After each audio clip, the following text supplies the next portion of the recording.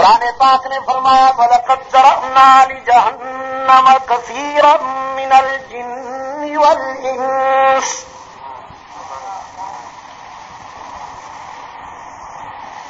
ہم نے جنوں اور انسانوں میں سے جہنم کے لیے ایندھن تیار کیا. ذرأنا لجہنم، ایندھن ذرا ٹھیک ٹھاک ہونا چاہیے نا.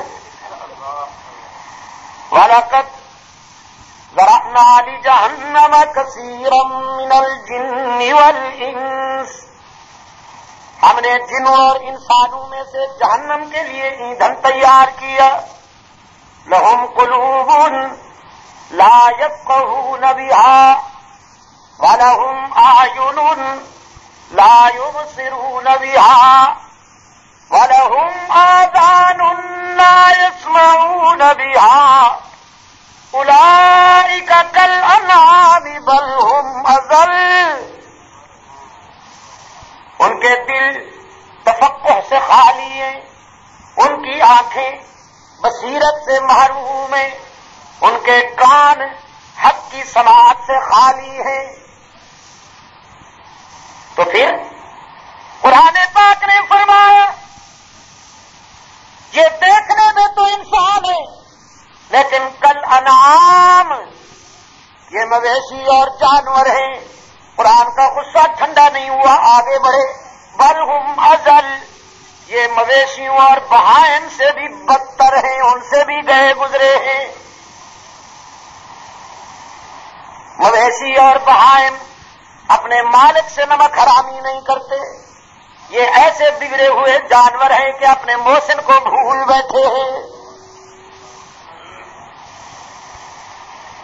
تو میرے عزیز دوستو، یہ خود بیچارے بشر نہیں، جو انبیاء کو بشر نہیں کہتے، یہ خود بشر نہیں. میں کہا کرتا ہوں انبیاء کے بعد اگر کوئی بشریت کے معیار پہ پورا اترتا ہے وہ تو ابو بکر ہے. فاروق اعظم بشر ہیں، عثمان ذو النورین بشر ہیں، حضرت علی المرتضیٰ بشر ہیں، حضرت حسن و حسین بشر ہیں، بلال بشر ہے، سلمان بشر ہے، ابو ہریرہ اور ابن مسعود بشر ہیں، طلحہ و زبیر اور معاویہ بشر ہیں رضی اللہ عنہم. کہ دامن نچوڑ دے تو فرشتے وضو کریں. ابو جہل نے کہا بشر عرش پہ کیسے جا سکتا ہے؟ ابو بکر نے فرمایا خدا کو سب اختیار ہے، وہ جو چاہے کر سکتا ہے. تو جو بات ابو بکر نے کی، اب قرآن کا اسلوب سنیے. قرآن کریم نے جب معراج کو بیان کیا تو فرمایا سبحان الذي أسرى بعبده ليلا من المسجد الحرام إلى المسجد الأقصى پاک ہے وہ مختار کل. ویسے تو انسان کے بس کی بات نہیں ہے کہ وہ عرش بری پہ پہنچے، لیکن وہ پاک ہے جس نے سید البشر امام الانبیاء کو بلایا، سیر کرائی، من المسجد الحرام الى المسجد الاقصى، مسجد حرام سے مسجد اقصی تک. یہاں قرآن کریم کے اسلوب بیان نے ایک اور حقیقت کی طرف بھی بڑا واضح اشارہ کر دیا کہ رحمت عالم صلی اللہ علیہ وسلم جب مسجد حرام میں تھے تو مسجد اقصی میں انتظار ہو رہی تھی، اور جب آپ صلی اللہ علیہ وسلم مسجد اقصی میں تشریف لے گئے تو مسجد حرام سے چلے گئے. جب مسجد حرام میں تھے تو مسجد اقصی میں نہیں تھے، اور جب مسجد اقصی میں پہنچے تو مسجد حرام میں نہیں تھے. اب یہ کسی کی سمجھ میں آئے یا نہ آئے، لیکن قرآن یہی کہتا ہے، قرآن یہی کہتا ہے. اور حضرت مولانا محترم، یہ مین و الا کی حد بندیاں اسی ذات کے لیے ہوتی ہیں جو ایک جگہ ہو اور ایک جگہ نہ ہو. From Multan to Lahore, from Lahore to Rawalpindi, from Pakistan to Saudi Arabia, یہ طرح اور تو مین و الا کی حد بندیاں اسی کے لیے ہوتی ہیں جو ایک جگہ ہو اور دوسری جگہ نہ ہو. کبھی اللہ کے لیے کسی دور میں بھی کسی نے یہ دعویٰ نہیں کیا ہوگا کہ خداوند عالم اس جگہ ہے اور فلاں جگہ نہیں ہے. آج بھی اگر کوئی یہ کہے کہ اللہ میاں ہنگامی حالات کے پیش نظر ایک ہفتہ کے لیے لبنان کے دورے پر تشریف لے جا رہے ہیں تاکہ فلسطینیوں کے حالات کا جائزہ لیں، اس کو حماقت کہا جائے، اس کو جہالت کہا جائے. دیکھیے اللہ تعالیٰ ہر جگہ موجود ہے، ہر وقت موجود ہے. تو پتہ نہیں ان کو کیا ہو گیا، انہیں کیا ہو گیا. امت کو لڑانے کے لیے مسائل تو کھڑے ہیں لیکن کچھ تو اس میں منطق بھی ہو، کچھ تھوڑا سا عقل بھی تو ہو کہ انبیاء علیہ السلام بھی ہر جگہ حاضر و ناظر ہو، پیغمبر بھی ہر جگہ موجود ہیں جیسے اللہ کی ذات موجود ہے. تو پھر مولانا یہ من المسجد الحرام الی المسجد الاقصی اس کے کیا معنی؟ سرکار دو عالم صلی اللہ علیہ وسلم اگر ہر جگہ موجود ہے تو فرض سے جانا کیا اور اللہ کا بلانا کیا، وہ تو پہلے ہی موجود تھے. تو ان عقائد سے کہیں آپ معراج کا جھٹکا تو نہیں کر رہے؟ حضرت مولانا جبہ پوش صاحب تیرے صدقے جاؤں، یہ کہیں محبت کے عنوان سے عداوت تو نہیں ہو رہی؟ ادھر آپ نے بشریت کا انکار کر دیا، پیغمبر کی بشریت کا انکار کر دیا، اور ادھر آپ نے کہا نبی ہر جگہ موجود ہوتا ہے. تو اس کے کیا معنی ہوئے کہ جو ہر جگہ موجود ہے اس کا جانا کیا اور آنا کیا، پھر ان کا بلانا کیا، اور جو سراسر بشر ہی نہیں ہے تو پھر کمال کیا عرش بری پہ جانے کا. اللہ کا نور ہے تو اللہ تو ہر جگہ موجود ہے. تو اگر معراج کی عظمت کو بتانا ہے تو پیغمبر کی بشریت کا بھی اقرار کیجیے، اور معراج کی عظمت کو بچانا ہے تو رسول اللہ صلی اللہ علیہ وسلم کو ہر جگہ حاضر و ناظر بھی نہ کہا. ہر جگہ حاضر و ناظر بس اسی کی ذات ہے جس نے کہا ما یکون من نجوا ثلاثۃ الا هو رابعهم. قرآن کی دیانت سے قربان جاؤں، الا انت وہاں نہیں کہا خدا نے. جب مشورے میں تین بیٹھتے ہیں تو وہ ساتھ ہوتا ہے. الا هو ما یکون من نجوا ثلاثۃ الا هو رابعهم ولا خمسة إلا هو سادسهم ولا أدنى من ذلك ولا أكثر إلا هو. جب تین جمع ہو تو چوتھا وہ، جب پانچ جمع ہو تو چھٹا وہ، جب کوئی ایک ہوتا ہے تو دوسرا وہ، جب کوئی ایک کم ہزار ہوں تو ہزارواں وہ، کوئی تھوڑے ہوں یا زیادہ، خدا ہر جگہ ہر وقت ہر کسی کے ساتھ ہر موجود. اللہ ہوگا. کسی مرحلے پر بھی یہ نہیں کہا کہ اللہ انت و انا پیغمبر تو اور میں ساتھ ہوتے ہیں ہر جگہ. نہ، تو میرا محبوب ہے، تو میرا محبوب ہے. میں تیری جبین کی طلعت کو والضحیٰ کہتا ہوں، میں تیری زلفوں کی مستی کو واللیل اذا سجا کہتا ہوں. تو میرا محبوب ہے کہ میں تیرے لباس کی اداؤں کو قرآنی آیات سے مہون کرتا ہوں. تو میرا محبوب ہے کہ میں سارے انبیاء کا تجھے امام بناتا ہوں. تو میرا محبوب ہے کہ میں تجھے عرش بری پہ بلا کر تیرے عروج اور بلندی کا بین الاقوامی اعلان کرتا ہوں. لیکن ہر جگہ موجود صرف میں ہوں. علام الغیوب صرف الم تر ان اللہ یعلم ما فی السماوات والارض. میرے محبوب آپ اپنی زبان سے اعلان کر دیجیے وعنده مفاتح الغیب لا يعلمها الا هو ويعلم ما في السماوات والارض ما تسقط من ورقة إلا يعلمها ولا حبة في ظلمات الأرض ولا رطب ولا يابس إلا في كتاب مبين. ہر جگہ موجود بھی میں ہوں، علام الغیوب بھی میں ہوں، مختار کل بھی میں ہوں، سب کچھ دینے والا بھی میں ہوں، تو لینے والا ہے. لیکن تجھ جیسا لینے والا حسین کوئی نہیں، مجھ سے بہتر دینے والا داتا کوئی نہیں۔ یہ بھی لینا بھی تو ایک مقام ہے نا میرے عزیز دوستو۔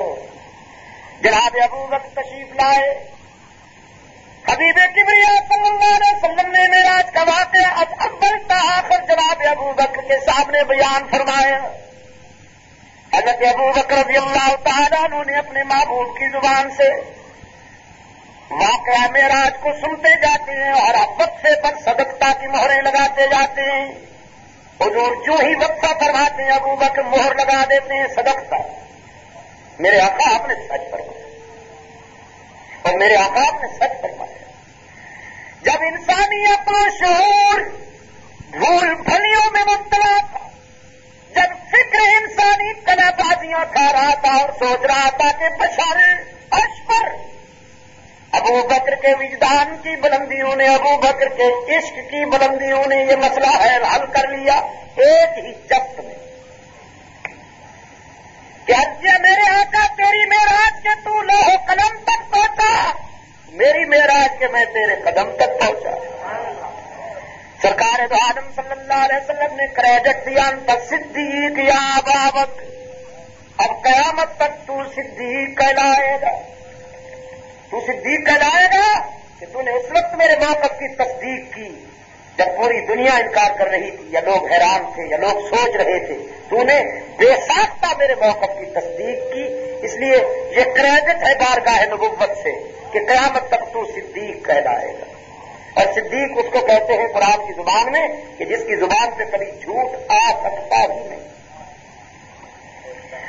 انبیاء علیہ الصلوۃ والسلام میں سے حضرت ابراہیم علیہ السلام کو یہ کریڈٹ نصیب ہوا کہ اللہ نے انہیں صدیق کہا، انہ کان صدیقا نبیا، واذکر فی الکتاب ابراہیم انہ کان صدیقا نبیا۔ انبیاء علیہ الصلوۃ والسلام میں سے یہ اعزاز حضرت ابراہیم علیہ السلام کے حصہ میں آیا، اور انبیاء کے بعد پوری انسانیت میں سے یہ اعزاز صرف ابو بکر کے حصے میں آیا رضی اللہ تعالی عنہ وعن سائر الصحابۃ اجمعین۔ تو میرے عزیز دوستو اب خلاصہ نکالنے گفتگو کا، ابو جہل سالار ہے انکار کرنے والوں کا، ابو جہل سالار ہے معراج کے انکار کرنے والوں کا، اور ابو بکر سالار ہے معراج کے اقرار کرنے والوں کا۔ اس نے انکار کیا ابو جہل نے اس بنیاد پر کہ بشر عرش پہ نہیں جا سکتا، اور جناب صدیق اکبر رضی اللہ تعالیٰ عنہ نے اقرار کیا اس بنیاد پر کہ خدا کو قوت ہے اور جانے والے کو بھی طاقت پرواز ہے، جانے والے کو بھی طاقت پرواز ہے اور بلانے والے کو بھی مکمل اختیار ہے، اس لیے اس میں کوئی شک نہیں۔ میرے عزیز دوستو یہ مقام صدیق اکبر ہے رضی اللہ تعالیٰ عنہ کہ اللہ نے اپنے پیغمبر کی سیرت کا کوئی زاویہ ایسا نہیں چھوڑا کہ جہاں صدیق اکبر کا حصہ نہ ہو۔